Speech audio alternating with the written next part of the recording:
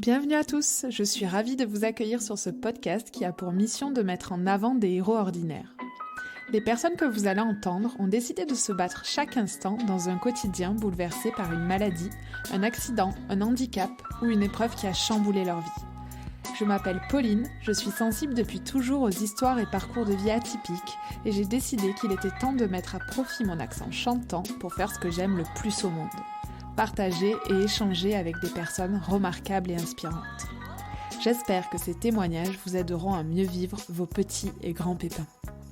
Aujourd'hui, je suis ravie de vous proposer un nouvel épisode sur Pépin Podcast. Mais avant de vous présenter mon invité, j'aimerais vous remercier à tous d'être là et d'écouter les témoignages depuis maintenant 3 ans. Pour cela, j'ai organisé une petite surprise sur le compte Instagram Pépin Podcast. Je vous donne donc rendez-vous là-bas avant le 10 décembre si vous souhaitez en profiter. Sans plus attendre, j'ai l'honneur de vous présenter Pierre Sukmela. Papa d'un jeune garçon atteint du syndrome d'Angelman, il est aussi professeur à l'université et directeur général délégué de l'autonomie des personnes âgées et des personnes en situation de handicap au conseil départemental de la Haute-Garonne. Attendez, ce n'est pas fini puisqu'il est aussi directeur de la MDPH 31 et auteur du livre L'approche inclusive, jusqu'où aller. En résumé, c'est un invité de choix avec une triple casquette, voire plus, avec qui j'étais curieuse d'échanger au sujet de l'inclusion, de l'accessibilité et du handicap en général. Des termes que l'on entend souvent, sans vraiment savoir ce qu'ils signifient. J'en ai aussi profité pour poser plein de questions que beaucoup d'entre vous se posent sur le fonctionnement de la MDPH, comme par exemple la raison des délais d'attente pour obtenir des aides et des inégalités entre les départements. Mais je n'en dis pas plus, je vous laisse écouter ma conversation avec Monsieur Pierre Sukmela. Bonjour Monsieur Sukmela, merci d'avoir accepté de participer à Pépin Podcast. Bonjour. Je dois vous avouer que je suis assez intimidée puisque c'est la première fois que j'interviewe une personne qui est de l'autre côté du miroir, si je peux m'exprimer ainsi, puisqu'en plus d'être papa d'un enfant en situation de handicap et professeur à l'université, vous êtes actuellement au poste de directeur général délégué de l'autonomie des personnes âgées et des personnes en situation de handicap au conseil départemental de la Haute-Garonne. Donc merci beaucoup de m'accorder un peu de votre temps. Avec plaisir. Vous avez écrit le livre La société inclusive, jusqu'où aller en août 2020, où vous parlez à plusieurs reprises d'intensité, de vivre une vie intense. Alors j'avais envie de commencer par vous demander qu'est-ce qu'une vie intense pour vous ? Une vie intense, alors c'est d'arriver à ce que le plus possible, à chaque instant de sa vie, on arrive à l'apprécier au maximum. Et donc l'idée de l'intensité, c'était par rapport à ce grand questionnement qu'on a toujours entre quantité et qualité, l'idée qu'il faut profiter au maximum, au contraire avoir de la tempérance, de l'équilibre, du calme. Et donc, à mon avis, l'idée à développer, c'est il faut bien sûr de l'équilibre, mais il faut aussi ne pas renoncer à aucun moment à vivre pleinement sa vie de tous les instants. Et c'est là où voilà, c'est un des éléments intéressants sur lesquels l'approche inclusive peut vraiment être quelque chose de très porteur.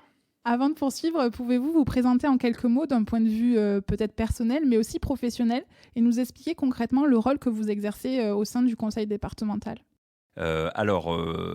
Moi, ma fonction première, c'est que je suis cadre dirigeant d'une collectivité territoriale. J'ai été formé pour ça, les études, Sciences Po, les concours administratifs qui correspondent.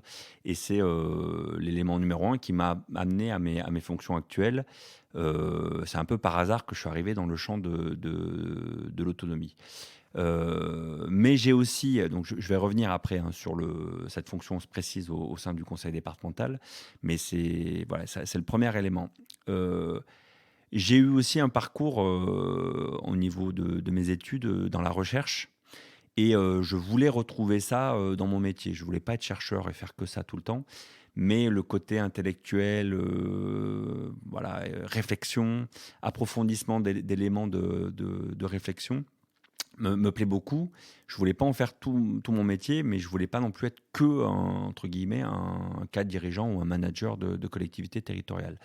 Et donc, c'est comme ça que je me suis tourné vers Sciences Po pour proposer en fait d'enseigner.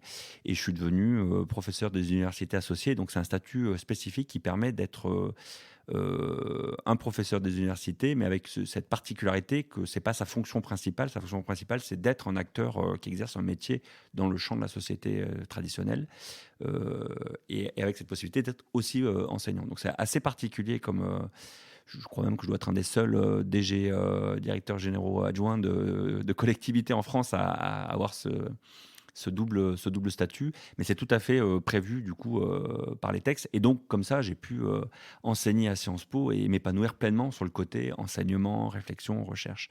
Et c'est ça qui m'a amené aussi à écrire du coup un livre sur l'approche inclusive. Mais j'ai aussi à titre personnel, je suis parent d'un enfant en situation de handicap, donc polyhandicapé, qui a le syndrome d'Angelman. Et donc, je vis tous les jours en tant qu'aidant, en tant que papa, la question du handicap. Donc, et ça, c'est aussi très particulier, je pense, d'avoir ces trois, ces trois approches en même temps. Je pense que c'est assez unique. Moi, je trouve ça intéressant. Voilà, je pense que ça amène des points de vue différenciés sur les questions qu'on a à traiter, dans un champ comme dans l'autre. Et voilà, ça, c'est un peu une particularité que je peux avoir. Après, pour répondre directement à la question, ma fonction au sein du conseil départemental, donc moi je suis directeur général délégué, c'est plus communément à la collectivité, on parle de directeur général adjoint. C'est en fait des fonctions d'encadrement supérieur, c'est-à-dire qu'on a la responsabilité sur tout un ensemble de services dans des politiques publiques, des compétences de la collectivité qu'on sert. Donc moi, c'est un conseil départemental et mon champ de politique publique, c'est l'autonomie, personnes âgées, personnes en situation de handicap. Et il y a un volet santé aussi, qui n'est pas le volet santé de l'État, mais on a aussi cet aspect-là. Mais c'est surtout le handicap et la perte d'autonomie des personnes âgées. Donc voilà ma fonction et mon champ de compétences au sein du conseil départemental. Merci, parce que je ne connaissais pas du tout ce milieu-là, et donc là c'est de suite plus clair. Donc comme vous l'avez évoqué, vous avez 3 casquettes au quotidien: aidant, professeur et haut fonctionnaire. Est-ce que vous pouvez nous décrire une journée type ou une semaine type? À quoi ressemble votre agenda? Parce que je me demande comment il fait pour être partout. Alors c'est vrai que ça peut sembler beaucoup d'activités en même temps, et c'est vrai que comment dire, pour moi, mes loisirs, c'est par exemple l'enseignement à Sciences Po. Donc voilà, j'ai pas de loisirs particuliers en dehors. Donc c'est ça, et tout mon temps est absorbé par ces 3 dimensions. Concrètement, c'est Jonas, il se réveille assez tôt, donc c'est moi qui du coup m'en occupe le matin. Donc votre fils. Donc voilà, 5h, 5h30, 6h, oui pardon, mon fils. Et donc du coup, ça structure mon début de matinée. Après, donc il y a mon épouse qui prend le relais, ça me permet de basculer déjà sur le côté plus Sciences Po, plus la réflexion. Puis après, la journée classique qui commence de travail en général, donc dans la semaine. Et le soir, le retour 19h30 chez moi, pareil, je prends le relais du coup par rapport à Jonas, par rapport à l'auxiliaire de vie, ou plus souvent mon épouse à cette heure-ci, jusqu'au coucher de Jonas. Voilà. Et le week-end, je suis... Alors, on a des auxiliaires de vie, hein, heureusement, mais pas toujours, et c'est compliqué, les recrutements, notamment en ce moment, voilà, pour tout le monde. C'est principalement moi quand même qui m'occupe de Jonas le week-end. Donc les sorties, il fait du crossfit avec un coach. Voilà, donc c'est moi qui l'emmène dans le Gers pour ça. Et on va se balader, on va à des événements. Enfin voilà, donc c'est très centré sur la fonction d'aidant, en fait, sur mon temps hors professionnel. C'est des journées 8h45, 19h au travail, et le reste du temps, c'est aidant ou préparation Sciences Po. Les préparations, oui, vous donnez des cours. Ouais, c'est le soir, du coup, plutôt... après, en dehors des horaires de travail. C'est ça. Alors, c'est plutôt le mercredi en fin de journée, en fait, où là, je termine du coup plus tôt le travail, et à partir de 17h, 17h30, du coup, d'assurer les cours. D'accord. Mais c'est centralisé sur le mercredi soir ou le jeudi soir. En fait, j'aimerais avoir votre un peu définition et un peu le rôle et les enjeux de la MDPH, puisque ça fait maintenant presque 10 ans que je suis un peu dans le milieu du handicap, et la MDPH, c'est quelque chose de... personnifier la MDPH. C'est quelque chose de très important pour les personnes en situation de handicap. Donc, MDPH, Maison départementale des personnes en situation de handicap. Est-ce que vous pouvez définir un peu quel est son rôle ? Alors, la MDPH, la volonté avec la loi de 2005, ça a été de créer un guichet unique. c'est-à-dire un endroit où on peut avoir accès à tous les droits quand on est personne en situation de handicap, plutôt que d'avoir différents interlocuteurs administratifs. Donc je vous coupe, pardon. Avant, ça veut dire que ça n'existait pas, avant 2005 ? Alors avant, il y avait la CDES pour les enfants et la Cotorep pour les adultes. D'accord. Mais c'était sur des droits plus restreints. Et donc l'idée, ça a été d'élargir les choses avec une approche globale des besoins de la personne et de pouvoir s'adresser à un seul endroit. Donc, ce qui est très positif, parce que le sens du service public, c'est de faciliter les démarches des personnes, et du coup d'avoir accès à un seul interlocuteur, ça permet de faciliter du coup les démarches. Alors après, ce qui se passe dans la réalité, alors déjà au niveau des droits, tous les droits ne sont pas au niveau de la MDPH, mais c'est quand même très très large, on couvre énormément de droits pour les personnes en situation de handicap. Et après, c'est la difficulté de la MDPH qui est victime de son succès au niveau du nombre de sollicitations, et notamment depuis la reprise après la crise sanitaire, on a des augmentations de 10% de plus de demandes chaque année à traiter. Donc c'est énorme le nombre de sollicitations de la MDPH en tant qu'administration, beaucoup plus que les autres administrations. Mais comment vous le justifiez, ça ? Alors il y a plusieurs facteurs qui peuvent expliquer ce nombre de sollicitations auprès de la MDPH. D'abord, il y a la question d'une meilleure reconnaissance des droits. Par exemple, les reconnaissances de la qualité de travailleur handicapé, les RQTH. Il y a quelques années, c'était encore compliqué de faire une démarche de cet ordre-là et du coup de faire reconnaître son handicap et de dire, de se reconnaître soi-même comme personne en situation de handicap.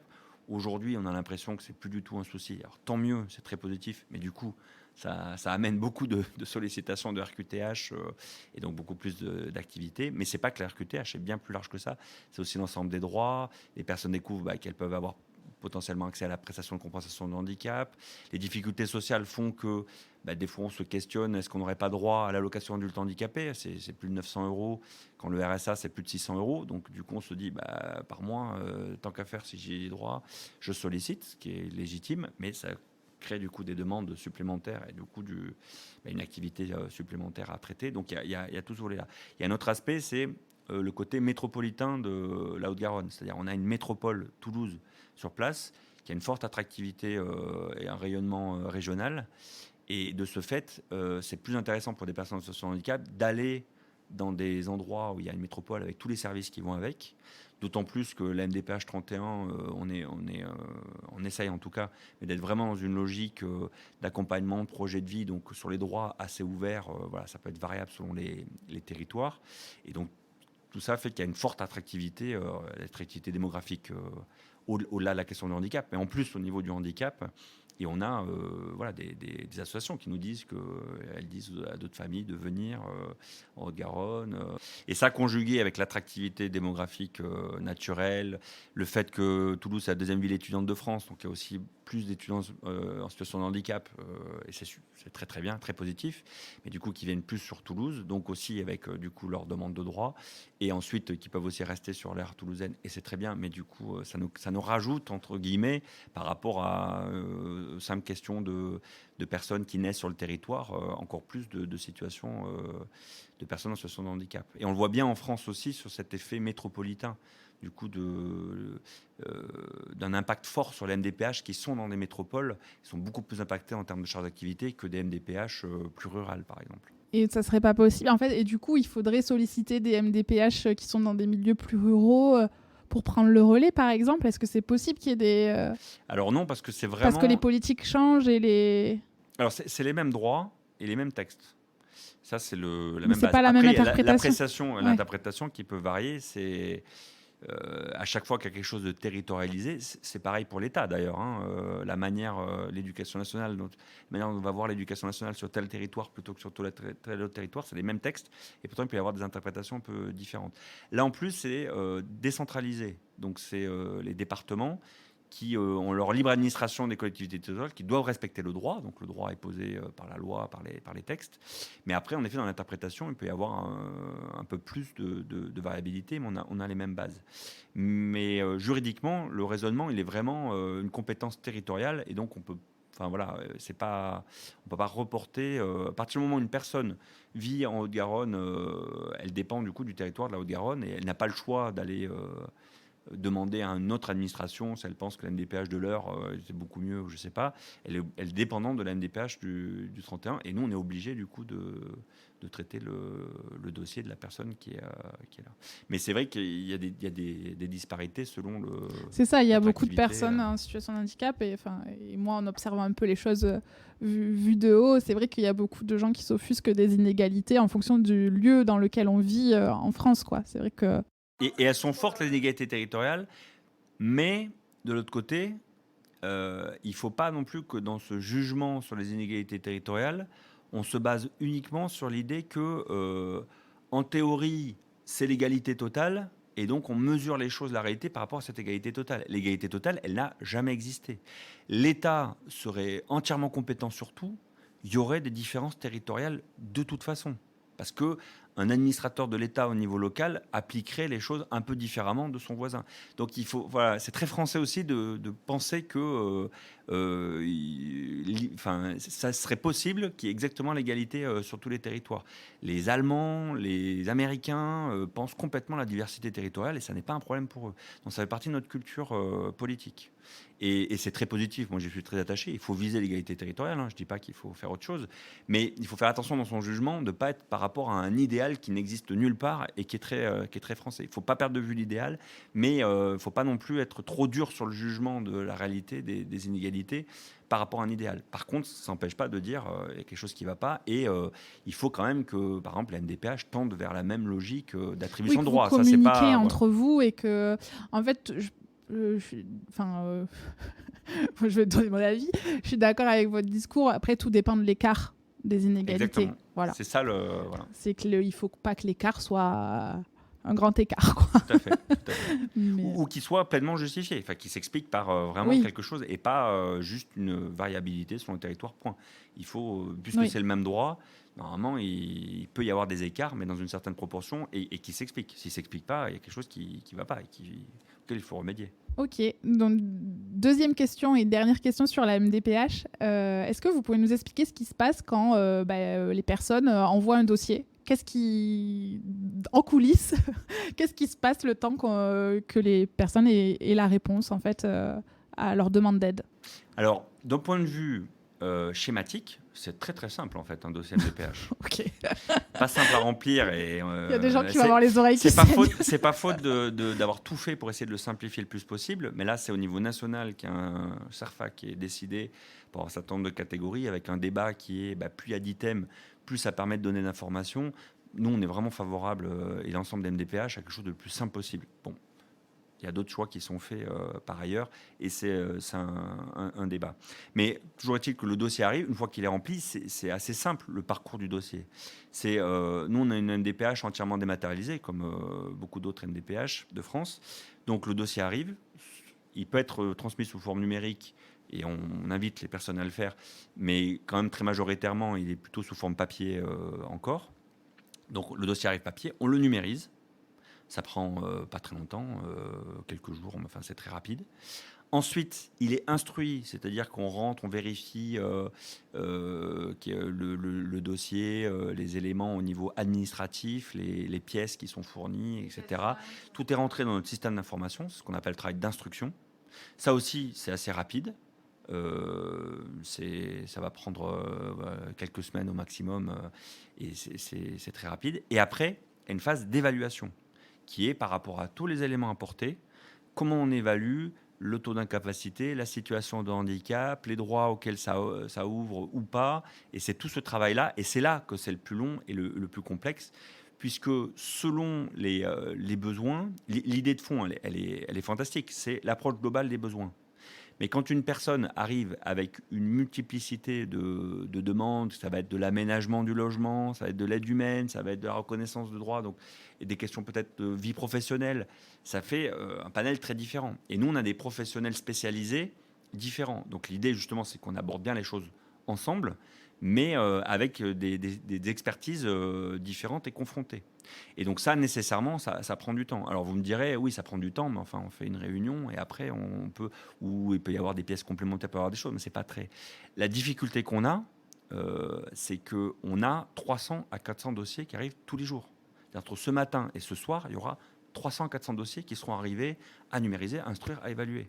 Donc le dossier lui-même, c'est assez court. Si on n'avait pas de stock de dossiers, on pourrait, en moins de 2 mois, évaluer tous les dossiers, même les plus complexes. On s'y prendrait, on mettrait les moyens qu'il faut.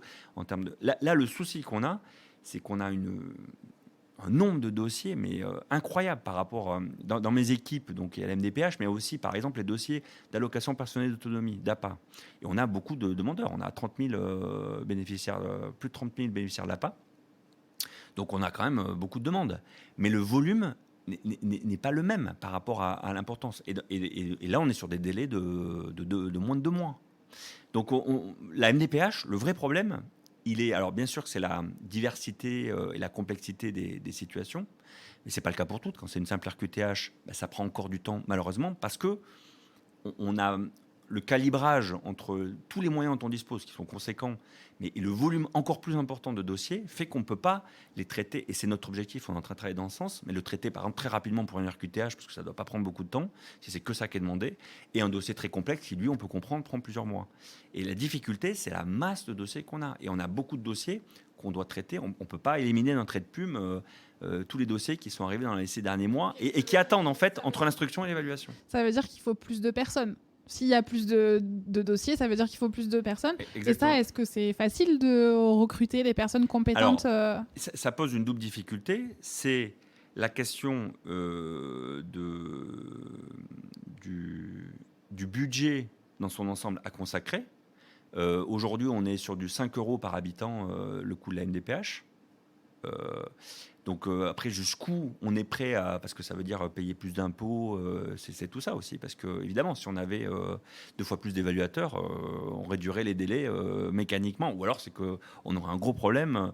Or, on voit bien que ce n'est pas qu'un problème interne à un endroit. Parce que toutes les MDPH avec une métropole ont des difficultés, du coup, au niveau des délais de traitement et cet afflux massif de dossiers. Donc, on voit bien qu'il y a quelque chose de plus fort. Et qu'une fois de plus, quand je le compare dans mes mêmes équipes, les mêmes équipes dont je suis responsable, pour l'APA, on arrive à être à moins de 2 mois. Donc, on voit bien qu'il y a quelque chose de spécifique, que ce n'est pas un problème organisationnel interne. Sinon, j'aurais des problèmes partout sur tous mes dossiers. Or, j'en ai pas du tout sur les autres dossiers. C'est vraiment, du coup, la question des dossiers NDPH. Donc, en effet, on a cette question du nombre de personnes, d'évaluateurs par rapport au nombre de dossiers. Mais jusqu'où on est prêt à aller, parce que c'est déjà quand même conséquent, le nombre de personnes qui sont dédiées du coup à l'évaluation. Après, ce serait la solution, sur le papier en tout cas, parce qu'après, il y a la réalité, c'est le recrutement des personnes. Par exemple, pour les adaptations du logement, on a besoin d'ergothérapeutes et on en a structurellement plusieurs à la MDPH. Et bien l'année dernière, on se retrouvait avec 0 ergothérapeute. On avait les postes, on avait le budget, mais on n'arrivait pas à recruter des ergothérapeutes. Là, maintenant, c'est fini, c'est reparti. Mais du coup, pendant ce temps, les personnes ne comprenaient pas pourquoi leur dossier, il attendait. Mais à un moment donné, donc on a fait des prestations pour quand même pas juste attendre comme ça. Mais voilà, le temps que tout ça se mette en place, ça a rallongé les délais. Et pendant ce temps, les délais, les dossiers continuent d'arriver. Les gens ne s'arrêtent pas. Ils ne disent pas, bon, à la MDPH, pour l'instant, un peu d'ergo, on attend, on va attendre de voir. Et puis le jour où ça reprend, ça continue, ça continue, ça continue. Il y a eu le moment de la crise sanitaire où là, ça s'est suspendu un petit moment, mais après, ça a été un rattrapage bien plus fort. On a eu 33% d'augmentation après la crise sanitaire. Donc, de dossiers en plus, entre toutes les difficultés qu'on puisse produire aussi pendant la crise sanitaire, et dont je n'ai pas parlé dans les facteurs tout à l'heure, mais il y a aussi tout le côté difficultés, fragilité psychologique qui se sont surajoutés avec le contexte compliqué qu'on peut rencontrer. Donc ça, c'est très spécifique. Et les gens en ont rarement conscience, mais il faut se rendre compte, entre ce matin et ce soir, 300-400 dossiers qui sont arrivés en plus, entièrement à travailler. Donc, je pense que les gens ils se disent, ok, la quantité elle est importante, il faut plus de moyens. Voilà, derrière. Et ça, ils n'ont pas d'impact sur ça. Donc c'est pour ça que en tout cas, c'est une discussion hyper intéressante de voir ce qui se passe justement de l'autre côté du miroir. Et enfin, bon, on va pas parler que de la MDPH pendant 1 heure, mais je me dis, en fait, est-ce qu'il faut absolument tout le temps des ergos, ou est-ce qu'il n'y a pas des personnes expertes du handicap qui peuvent prendre le relais si c'est des soucis de... Bon, tout ça, c'est plein de solutions éventuellement à mettre en place. En tout cas, c'est ce qui me motivait, moi, au départ, pour la venue sur ce poste. Vraiment, rien à voir avec l'approche inclusive, etc. Je connaissais l'approche inclusive de manière théorique, en me disant, je vais être directeur de la MDPH, donc il faut savoir ce que c'est. mais j'avais pas du tout de pleine compréhension de ce que c'en était. C'était vraiment ce côté organisationnel, managérial qui m'intéressait, de me dire, on entend que ça marche pas. Est-ce que ça marche pas parce qu'il y a des dysfonctionnements internes et du coup, voilà, et qu'est-ce que peut faire un directeur de MDPH dans un système comme celui-là? Et je trouvais que c'était en quelque sorte éprouver l'organisation administrative la plus complexe en allant sur la MDPH. Et donc s'éprouver soi-même en fait en tant qu'administrateur territorial. C'était vraiment ça la logique. Plutôt courageux, je ne suis pas alors. déçu parce que Oui. depuis 10 ans, j'ai ce qu'il faut par rapport à ça. Mais c'est ça qui est intéressant et passionnant. Et voilà, et on est encore impliqué dans ces démarches-là. Comme ça s'entend certainement. Oui, j'avais bien compris que c'était un sac de nœuds, mais un petit casse-tête intéressant et que ça allait dans le bon sens. Donc merci pour toutes ces explications. Et si vous voulez bien, on va revenir un petit peu à votre livre. Que j'ai un petit peu décortiqué. Donc, dans ce livre, vous proposez des solutions pour une société plus inclusive. Vous l'avez écrit avant l'épisode du Covid-19. J'aimerais savoir qu'est-ce qui vous a incité à l'écrire et est-ce qu'il y a des choses que vous écrirez différemment aujourd'hui? Alors, le motif qui m'a amené à aller jusqu'à écrire un livre, parce que c'est pas rien en termes d'implication et de temps, c'est que, donc, comme je vous l'ai dit tout à l'heure, moi j'avais un passé, j'ai alterné en fait dans mes études entre recherche et préparation au concours administratif, pour faire simple. Et donc je voulais pas faire que de la recherche, mais ça me manquait. Donc au bout d'un moment, au milieu des années 2010, je me suis tourné vers Sciences Po pour leur dire, voilà, j'aimerais bien faire un petit peu des interventions. Et donc, voilà, et ils m'ont carrément recruté comme enseignant associé et sur les questions sociales. C'était leurs besoins. Moi, j'étais plutôt sur la culture générale, la philosophie, etc. Bon, voilà, ils étaient sur cet élément. Donc, je me suis complètement formé sur les questions sociales dans leur entière dimension, parce que c'est sur tout le modèle de protection sociale. Donc, il y a des champs que je connaissais très bien, d'autres un peu moins bien. Et du coup, je me suis bien formé sur l'ensemble pour pouvoir être capable d'enseigner. C'est la moindre des choses. Mais en faisant ça et en commençant à enseigner, je me suis rendu compte que ce que je connaissais sur l'approche inclusive, alors que j'avais pleinement fait mienne, puisque quand j'ai commencé à prendre mon poste, je vous l'ai dit aussi tout à l'heure, je me suis intéressé à l'approche inclusive, j'ai découvert tout l'intérêt de ce que c'était que l'approche inclusive, mais je le voyais vraiment comme un élément très intéressant pour les personnes en situation de handicap. Je l'identifiais comme ça. Et en fait, à force d'enseigner sur le modèle de protection sociale, je me suis dit, mais notre modèle de protection sociale, il est très intéressant par certains côtés, et il est arrivé au bout de quelque chose. Et on sent bien qu'au niveau de la société, on est au bout d'un modèle. Et qu'il faut autre chose. Mais qu'est-ce qu'il faut d'autre? Et c'est là où les choses se sont agencées et alignées à mon esprit, en me disant, mais en fait, ce que tu promeus au niveau de l'approche inclusive pour les personnes en situation de handicap, c'est quelque chose qui est intéressant pour toute la société, pour n'importe quel citoyen, n'importe quel habitant de la société. Et c'est là où je me suis dit, au lieu d'être dans une posture, oui, il nous faut un autre modèle, le modèle ne va pas, on arrive au bout de quelque chose, il faut autre chose, il faut autre chose, il faut autre chose, c'est de contribuer en tant que citoyen. Qu'est-ce qu'il faut comme autre chose? Et vas-y, précise et propose des choses très concrètement. Et c'est là où je me suis dit, là, il y a vraiment quelque chose à écrire, parce que j'ai l'impression que ça apporte quelque chose de plus, que si c'est redire ce qui a déjà été dit, c'est pas la peine. Il y a des grands auteurs comme Charles Gardou qui ont déjà écrit sur l'approche inclusive, donc mon ambition, elle n'était pas d'en rajouter sur cet aspect-là. C'était vraiment d'apporter les éléments de compréhension sur si on comprend bien ce que c'est que l'approche inclusive avec ses limites et qu'on se prémunit de ces risques, ça nous ouvre un champ de perspective qui permet de coller exactement aux aspirations de notre temps et la nouvelle société qui est devant nous. Et c'est là où je me suis dit, voilà, il faut vraiment absolument écrire et détailler tout ça. D'accord. Et la deuxième partie de ma question, c'était... la deuxième partie. Ouais. Non, mais après, c'est vrai que c'est peut-être une autre question. Au final, c'est pas la deuxième partie. C'est est-ce qu'il y a des choses, puisque c'était avant la crise Covid, peut-être des choses où vous vous dites, en fait, c'est des bêtises que j'ai dit, ou j'ai complètement changé d'avis sur la question. J'imagine qu'il y en a plein, parce qu'on évolue tous les jours, mais j'étais un peu curieuse de savoir ça. Non, alors ça a été écrit donc juste avant, en effet. Donc là, après plusieurs années après, en effet, il y aurait certainement, en général, il y a toujours des choses à revoir, à adapter. Mais pour le coup, moi, je pense qu'au contraire, tout ce qui s'est produit depuis que j'ai écrit le livre ne fait que confirmer la nécessité d'aller sur une nouvelle dynamique, un nouveau monde. Et tout le sens de mon livre, c'est de montrer, c'est pas automatique. C'est de montrer en fait un modèle qui soit suffisamment atteignable et probable, et souhaitable. Et c'était ça qui m'a guidé. C'est vraiment qu'est-ce que moi j'aimerais comme nouveau monde et qui colle avec une réalité qui ne soit pas complètement utopique et idéale. Il y a une part d'idéal et d'utopie dans la prochaine inclusive, mais il y a des choses aussi très, très concrètes. Et donc, pour moi, tout ce qui s'est produit, la crise sanitaire, toutes les difficultés qu'on rencontre aujourd'hui, cette hésitation de fond qui est, après tout, là, on se reconnaît plus très bien dans le monde tel qu'il est. Revenons à des basiques, des fondamentaux, et du coup, une forme de conservatisme qui, à mon avis, ne répond pas à nos aspirations et à nos besoins d'aujourd'hui. Ou au contraire, après tout, oublions tout ce qui s'est passé jusqu'à présent, libérons tout, et puis allons-y gaiement, et puis arrêtons de penser au futur tout le temps et vivons pleinement le présent.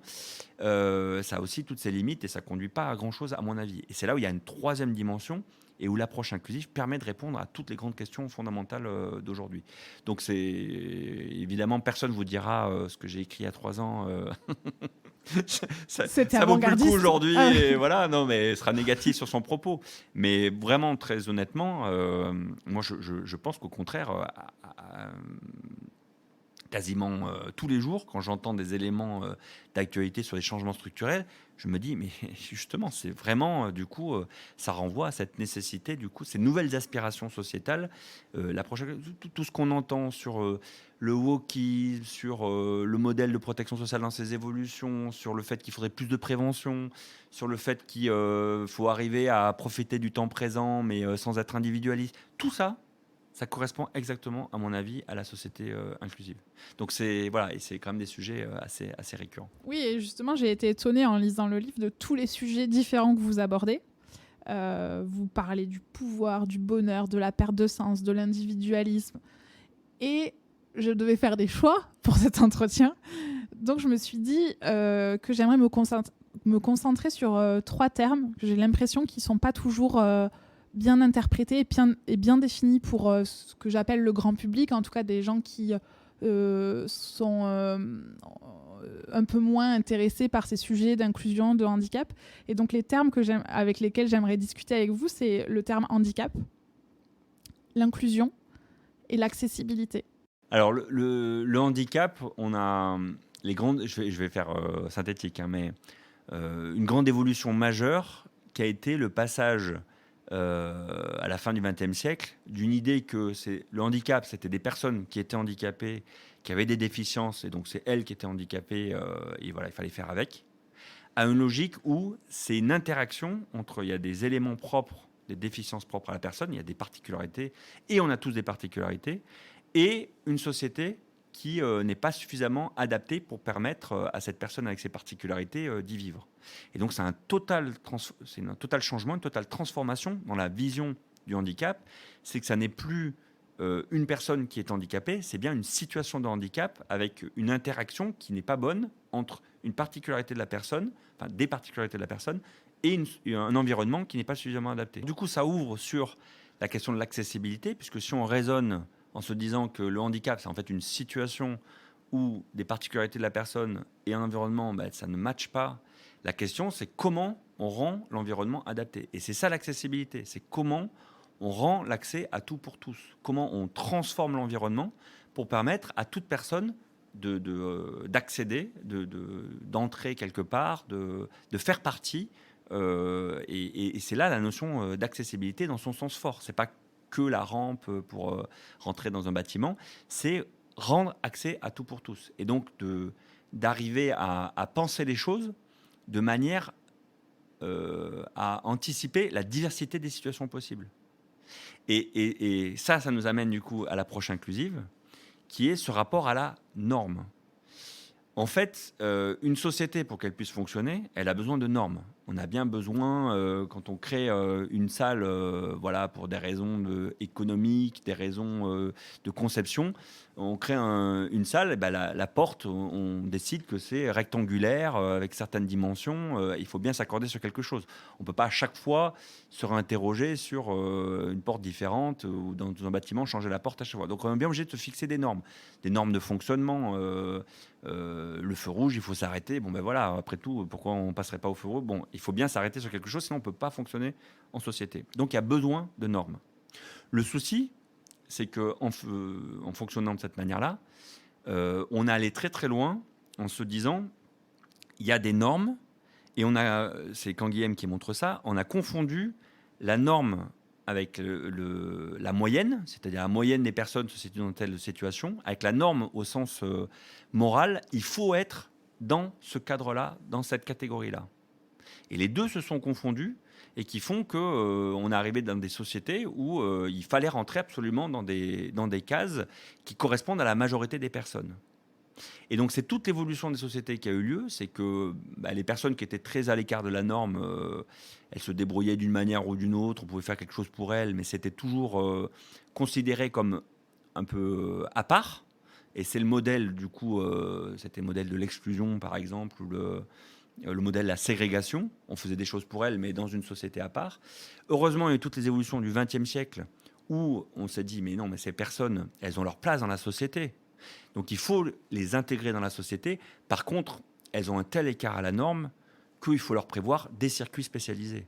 Et ça a été par exemple pour l'école, toutes les écoles adaptées, le secteur médico-social, de tout structurer pour qu'ils soient quand même dans la société, pas complètement éloignés de toute vie humaine, mais au sein même de la société. Mais par contre, dans des circuits à part, parce qu'il y a un écart.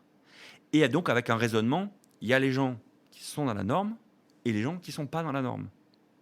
Et la société inclusive, c'est de questionner complètement ça et de se dire, mais en fait, bien sûr qu'il existe des normes et il y a bien une norme on a un écart plus ou moins dans sa situation sur tel ou tel critère, on a un écart plus ou moins fort par rapport à la norme. Et ça, il faut le reconnaître, il ne faut pas se dire que tout disparaît. Mais ce n'est pas parce qu'on a un écart à la norme qu'on doit avoir une société où il y a des personnes dans les catégories et des personnes en dehors de la catégorie. Une société inclusive, c'est de se dire que tout le monde a sa place dans la société, les uns parmi les autres. Et que c'est plus juste les personnes qui doivent faire un effort pour rentrer dans la norme, et si elles n'y rentrent pas, on leur prévoit quelque chose à part. On doit toujours faire cet effort individuel de rentrer dans la norme quand on le peut. Et par contre, la société doit aussi faire l'effort de s'adapter à la diversité des situations pour permettre à chacun d'être dans la société. Et c'est là la transformation, la révolution, le changement de paradigme qui est l'approche inclusive. C'est de partir du principe que tout le monde a sa place, la norme ne disparaît pas, mais on va être capable d'adapter la norme à la situation de chacune et de chacun. Et ça change tout. Pour donner un exemple qui n'a rien à voir avec le handicap, l'enseignement. Moi, j'ai connu en tant qu'étudiant l'enseignement. L'enseignant arrive, il déroule son cours, il a bien préparé, etc. Il déclame très bien, il explique très bien avec des exemples, etc. Mais il déroule. Il ne cherche pas à comprendre comment l'enseignement est reçu par les étudiants. Et les étudiants, soit ils sont capables de s'adapter et ils rentrent et ils suivent, et c'est très bien, si le cours est très bien, soit ils ne sont pas capables de s'adapter, et bien tant pis pour eux, ils n'ont qu'à faire autre chose. Ça, c'est le modèle de l'intégration. Je fais un cours qui est bien, mais c'est ceux qui peuvent rentrer dans la catégorie des étudiants qui peuvent suivre, qui vont pouvoir suivre le cours. Un enseignement inclusif, c'est autre chose. C'est bien sûr, je prépare mon cours, je suis prêt à bien le restituer, etc. Mais je pars d'où en sont mes étudiants et je fais en sorte de rendre le contenu de mon cours accessible pour qu'ils le comprennent. Et donc, tel étudiant, en fait, il a des lacunes à tel aspect. Eh bien, c'est un peu idéal parce qu'on ne peut pas s'adapter à chaque étudiant, surtout si on a beaucoup d'étudiants. Mais la démarche est fondamentale. C'est que je vais faire en sorte de faire attention à cet aspect-là pour justement plus rendre accessible mon cours. Et donc, c'est une totale transformation et beaucoup plus difficile pour l'enseignant. Parce que c'est plus facile d'arriver, de préparer son cours, de dérouler et puis de repartir. Là, ça suppose une capacité du coup d'adaptation à la situation qui est forte. Mais le jeu en vaut complètement la chandelle parce que c'est beaucoup plus intéressant pour tout le monde. C'est intéressant, bien sûr, pour les étudiants. C'est intéressant aussi pour l'enseignant. Parce que le but quand même de l'enseignant, c'est que les étudiants ils s'améliorent le plus possible. En faisant ça, c'est beaucoup plus efficace. Et même pour l'enseignant lui-même, dans d'autres situations où lui-même va avoir des difficultés. Vous parliez du noir, voilà. Moi, j'ai des difficultés de sens de l'orientation. J'ai besoin que la société, elle s'adapte à moi. Heureusement, maintenant, il y a le GPS, donc ça va être bien. Mais voilà, il y a certaines situations, j'ai vraiment besoin, du coup, d'être aidé. Et bien, si on a une société qui a l'habitude d'être dans une logique inclusive, ça va servir à tout le monde. Ce n'est pas que pour une petite partie de la population ou une grande partie de la population, c'est pour tout le monde. Et tout le monde. Oui, c'est ça que je retiens. On donne souvent l'exemple de si on rend les trottoirs plus larges, plus bas, plus accessibles, c'est à la fois utile pour des personnes qui se déplacent en fauteuil roulant ou des personnes déficientes visuelles ou peu importe, mais aussi pour les parents qui promènent leur enfant en poussette en fait. Et que, pour résumer, si j'ai bien compris ce que vous avez dit, c'est qu'en fait on a fait des normes et des règles en fonction de la moyenne des gens. Et qu'en fait, là, le changement, c'est d'essayer de faire des normes et des règles pour tous. Et en fait, si ça convient à une personne qui a des besoins spécifiques, ça peut convenir aussi à tous. Donc, si on fait des portes plus larges, les personnes qui sont en fauteuil roulant peuvent passer, mais aussi les personnes qui n'ont pas fauteuil roulant. Et... Enfin, voilà, du coup, si je dois résumer un petit peu tout ça, c'est un peu l'idée, quoi. C'est exactement ça. Alors ça, c'est du coup l'accessibilité. Mais là où l'approche inclusive, il y a une dimension encore plus complexe, c'est que l'idée, elle est surtout pas de renoncer et de moyenniser ou pas de moyenniser, mais de faire tendre vers le plus petit dénominateur commun. C'est-à-dire, par exemple, pour un enseignement à l'école, c'est pas comme il y a un élève qui a beaucoup de difficultés, du coup, on va tout redescendre et le niveau attendu, on va tout diminuer pour que ça puisse correspondre à l'élève le plus en difficulté. Et puis les autres, tant pis. Du coup, il y a un choix à faire. Ce serait de renoncer à la performance pour pouvoir assurer l'intérêt du plus grand nombre, en quelque sorte. Et encore, est-ce que c'est l'intérêt du plus grand nombre? Ça pose question. Or, l'idée, c'est pas du tout celle-là. L'idée, c'est de renoncer à rien du tout en termes de performance, mais d'être capable de s'adapter. C'est-à-dire, au lieu dans une classe d'être dans l'idée, tous les élèves doivent atteindre tel point à la fin de l'année, c'est je ne perds pas de vue que l'objectif pour l'élève classique, c'est de tendre vers cette logique-là. Et je dois, moi, en tant qu'enseignant, être dans cette dimension-là et poursuivre cet objectif-là. Mais j'adapte cet élément-là à chacune et à chacun des élèves pour permettre à chacune et à chacun de faire la meilleure progression possible. Et du coup, la performance, ça ne devient plus le résultat absolument d'atteindre le point à la fin, c'est la progression, Oui, le processus, la dynamique. Et ça, c'est intéressant parce que ça veut dire qu'on progresse tous, on évolue tous sans diminuer le meilleur élève. Il va quand même arriver au bout, peut-être encore plus loin. Et même dans une approche inclusive, c'est en plus une dimension collective qui fait que ça sera encore meilleur pour l'élève en question. Parce que plus tard, dans le monde du travail, on ne demande pas à des personnes d'être uniquement dans son coin, dans son bureau, à travailler. Les plus grands PDG, les plus grands leaders, c'est des personnes qui sont capables d'entraîner les autres. Or, à l'école, on apprend à être bon individuellement. Pourquoi ne pas être dans une logique inclusive, y compris de logique de groupe, dans les classes pour aider même l'enseignement et aider que les meilleurs élèves aident beaucoup plus les élèves avec des difficultés et du coup faciliter cette logique-là, c'est très bon pour le meilleur élève aussi parce que ça l'habitue à être dans une logique où il est capable d'entraîner un groupe et du coup ça démultiplie des compétences qui vont lui être très importantes aussi par la suite. Et c'est ça qu'il faut aussi bien avoir à l'esprit et là-dessus, c'est sur ce genre d'éléments par exemple où je trouvais que on n'allait pas assez loin dans la réflexion sur l'approche inclusive. Parce que tous les aspects d'accessibilité, de compréhension de la différence du modèle, de changement de paradigme, ça, c'était bien posé, bien clair. Mais après, qu'est-ce que ça implique? Qu'est-ce que ça veut dire? Jusqu'où aller? Je trouvais que là, par contre, il n'y avait pas de précision. Et c'est là où, à mon avis, il faut mettre les pieds dans le plat. Et du coup, poser ces questions. Parce que derrière, il y a plein de risques sous-jacents auxquels les personnes pensent. Ce que je disais, le plus petit dénominateur commun, mais attention, c'est l'abaissement généralisé. Du coup, c'est pas bon. Eh bien non, ça n'est pas ça. C'est notamment un point très important du livre. On va s'adapter du coup à chacune, à chacun. Donc chacun va arriver et va dire, bon ben voilà, moi je suis comme ça. Du coup, vous allez vous adapter à moi. Mais si c'est ça, c'est minable. Et c'est pas du tout. On n'est pas dans une société de l'exigence et que la société s'adapte à soi. Si c'est ça, ça conduit à un grand risque du n'importe quoi. Donc, c'est là où il faut bien s'entendre.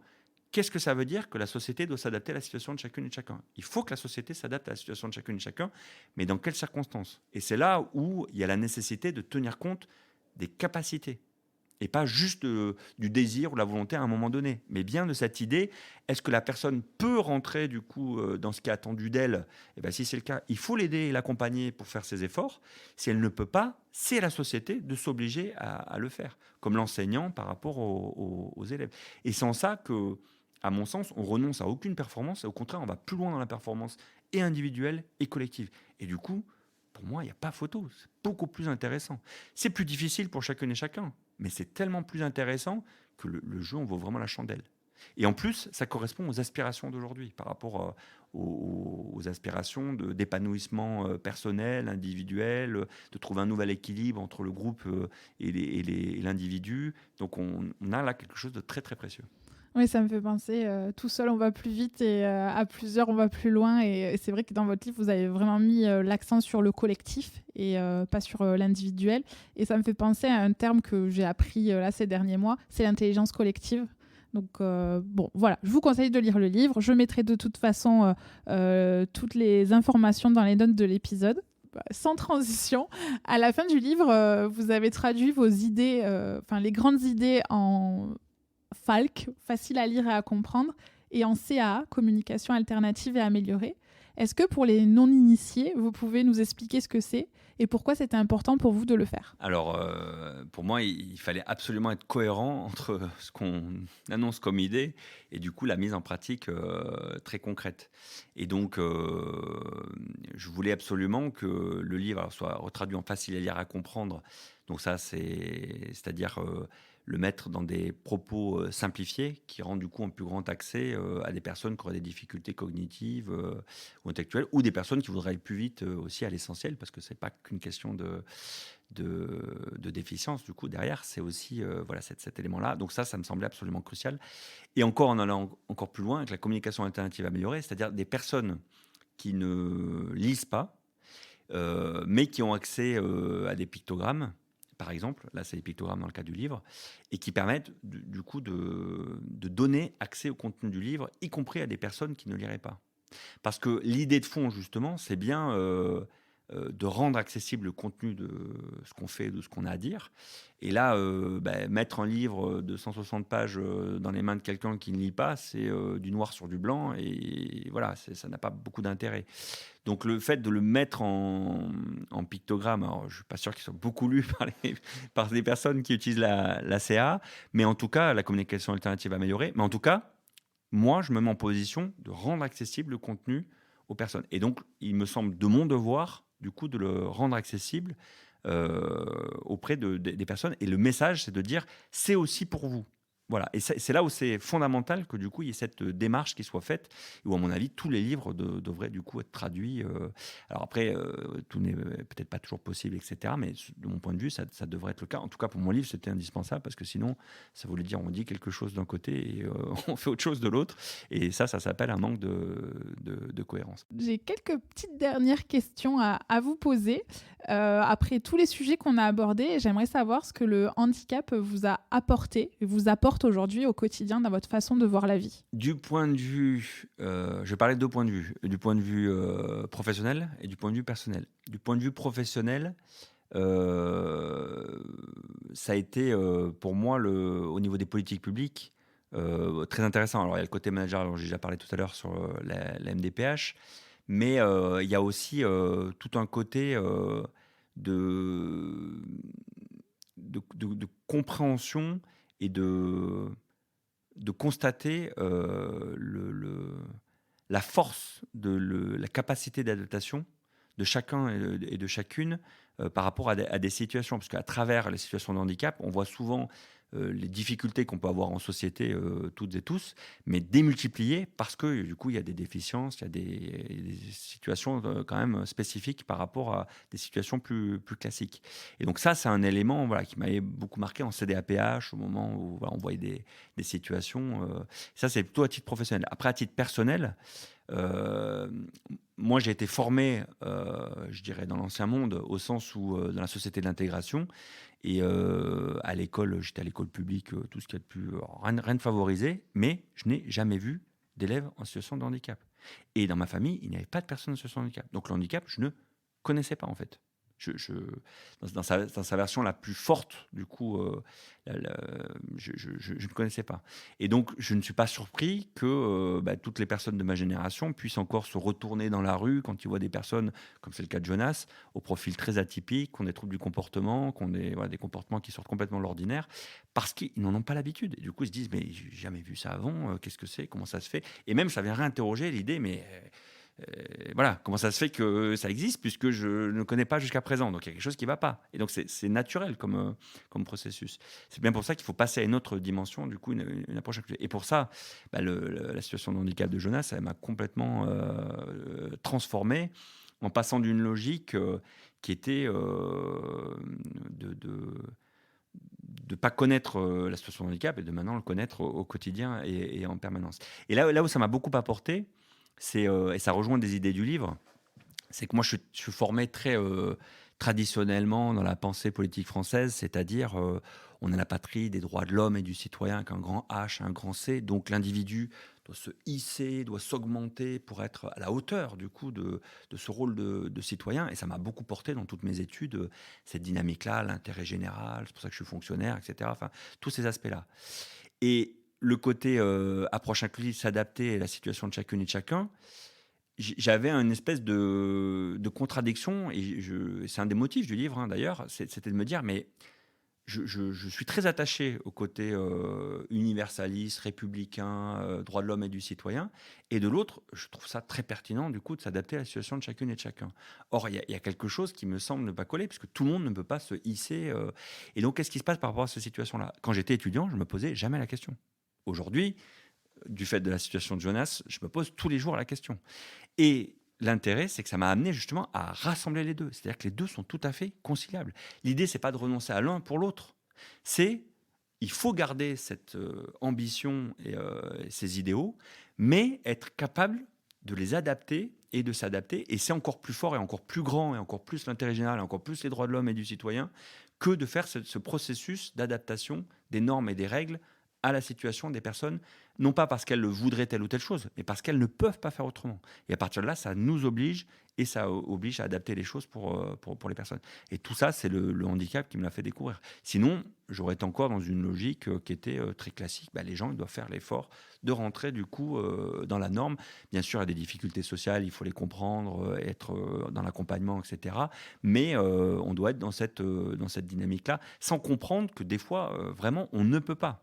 Et ça, c'est aussi le cas dans la difficulté sociale. On n'a beau pas avoir de situation de handicap, des fois, on ne peut pas rentrer dans certains éléments. Donc, ça m'a vraiment éclairé sur une approche très concrète, en fait, d'une pensée politique et citoyenne de la société.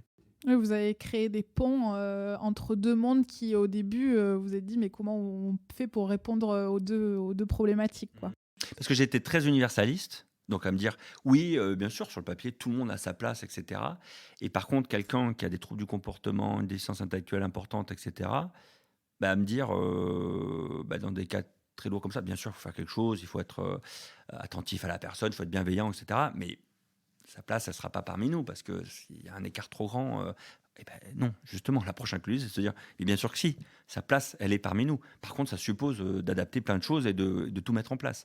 Et c'est la transformation radicale de l'approche inclusive. Et voilà, et ça, sans le handicap, je pense que je veux appliquer l'approche inclusive à toute la société et le comprendre pour toute personne, même s'il n'y a pas du tout de situation de handicap, c'est très clair. Mais ça, je ne l'aurais pas découvert si je n'avais pas eu la connaissance fine et profonde du coup des situations de handicap. On a bien évoqué tout ce qui est approche inclusive, vous avez beaucoup d'idées sur la question, beaucoup de solutions, et donc j'avais une question plus personnelle pour terminer, c'était justement, est-ce que toutes ces idées, finalement, vous les appliquez au quotidien avec votre fils, ou est-ce qu'il y a des choses que vous vous empêchez de faire parce que finalement vous savez que l'environnement ne sera pas adapté ? Il y a une espèce de pudeur qui faisait que dans les premières années, j'étais encore très imprégné par cette logique.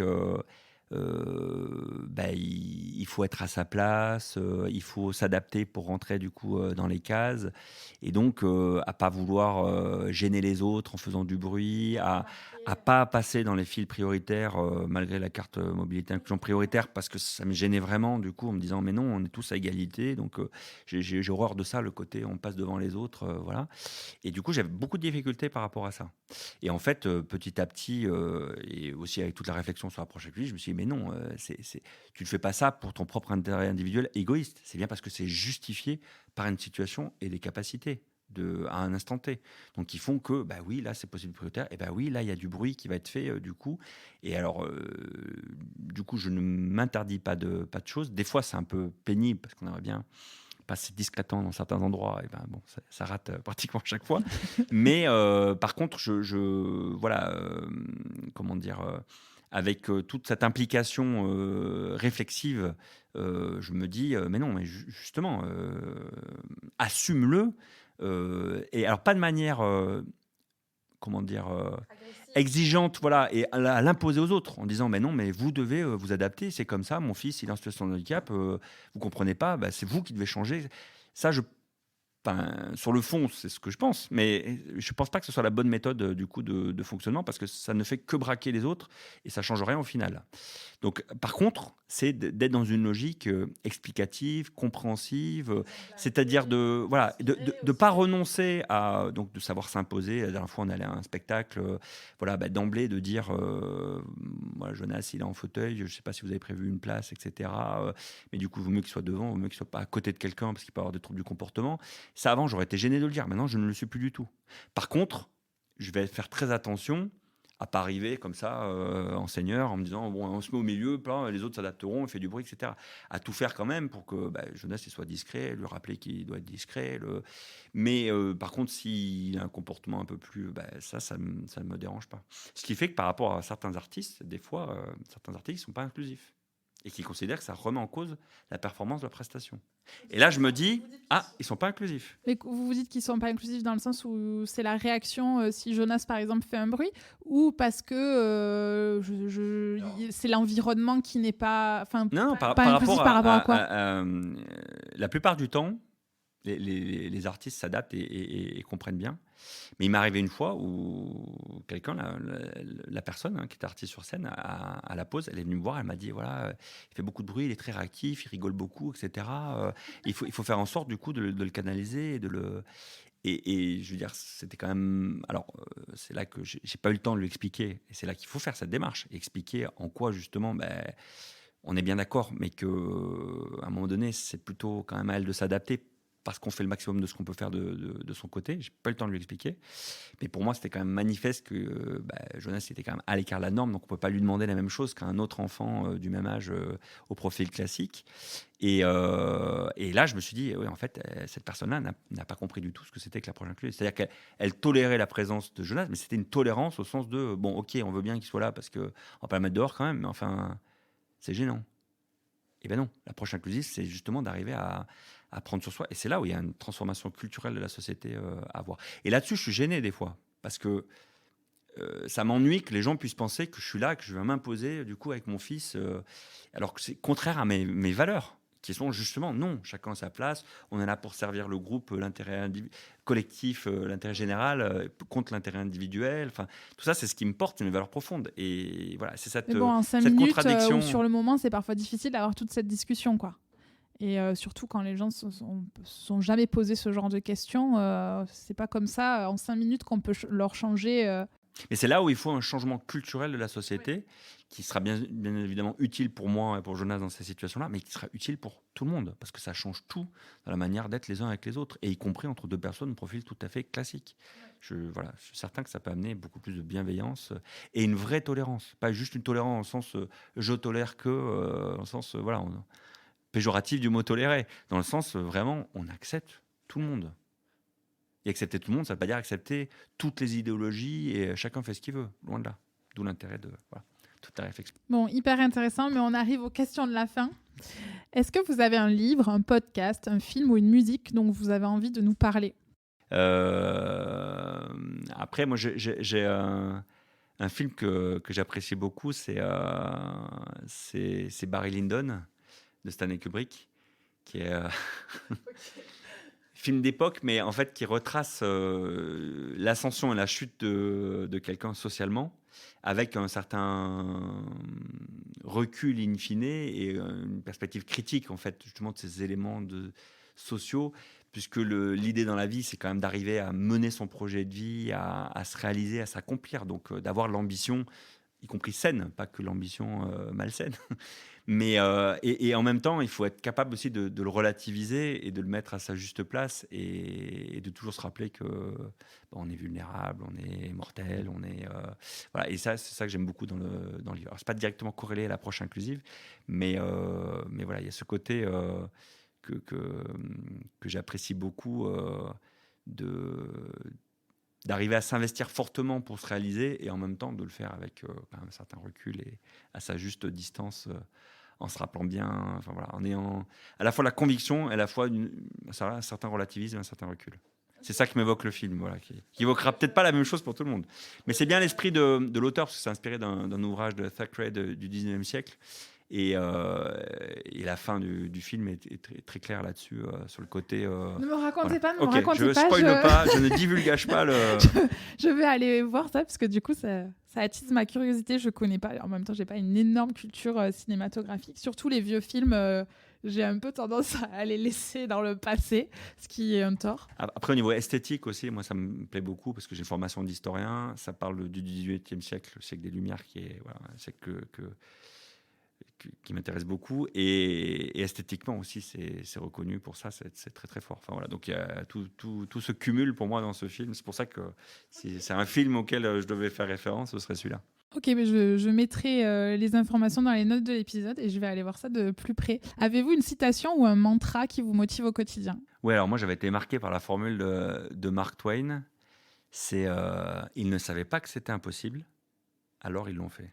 Et ça, je trouve ça mais fantastique comme formule, parce que c'est vrai que des fois on se met des limitations, et si on repart sur le handicap par exemple, des fois on se dit voilà, ce sera pas possible. Jonas, les premiers signes qu'il a fait avec les mains, on hésitait en se demandant, mais là, est-ce qu'on n'est pas en train de croire que du coup il peut faire des choses, alors qu'en fait il a quand même une déficience très forte, et on le sait bien. Et moi de me dire, non, mais tente-le. Et puis le pire, c'est une forme de déception. Et tant pis, au moins gérer. Et puis même, il faut jamais se dire que c'est pas parce qu'on n'a pas réussi à un moment donné que c'est impossible pour toujours. Il faut être lucide, mais il faut aussi croire justement dans les capacités potentielles des personnes. Et du coup, la première fois qu'il a fait son premier signe, voilà, ça a été quelque chose de très fort. Or, si je m'étais arrêté aux premiers éléments en me disant, non, de toute façon, on verra ça plus tard, alors qu'il l'a fait, il avait 3 ans. Donc voilà, mais voilà, la formule de Mark Twain. Oui, j'ai interviewé Lucie Carrasco et elle a dit la même. Donc c'est une phrase qui ressort et qui est bien ancrée au quotidien dans la tête de pas mal de personnes. Est-ce qu'il y a un sujet dont on n'a pas parlé et que vous aimeriez aborder? Alors, il y aura un point très important et qui me tient à cœur, c'est que, et c'est peut-être l'intérêt justement de mes casquettes différentes, c'est que je suis très intéressé par le côté réflexif, intellectuel. Voilà, je pense que ça se comprend en m'écoutant. Mais le plus grand intérêt, c'est d'arriver à le décliner de manière concrète aussi dans la réalité. Et c'est l'interaction entre les deux qui est vraiment passionnante. Et donc, du coup, l'idée, si on devait discuter aussi d'autres éléments qui me sembleraient importants, c'est comment justement on traduit tous ces aspects. D'où dans le livre aussi, de ne pas s'arrêter qu'à la première partie, mais aussi faire toute la deuxième partie sur comment concrètement ça se décline.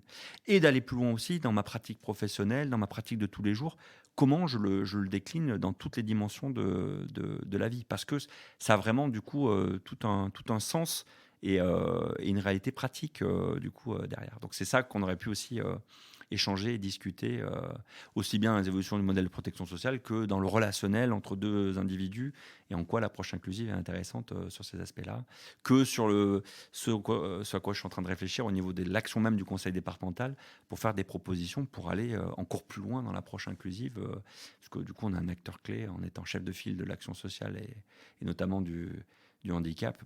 Du coup on a des moyens, des possibilités de faire des choses au-delà des questions juridiques et des droits.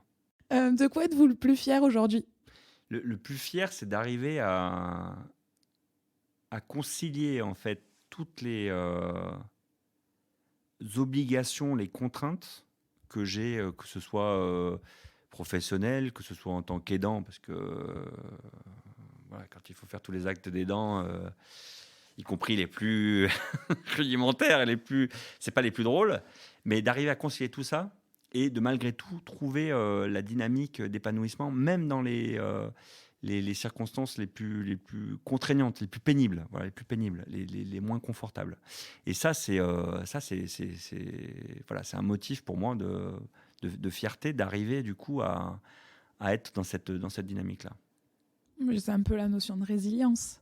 Oui, mais résilience, ça voudrait dire... moi, je le verrais comme plutôt par rapport à un traumatisme ou à quelque chose de bien spécifique qui serait quelque chose de négatif, on en fait quelque chose de positif.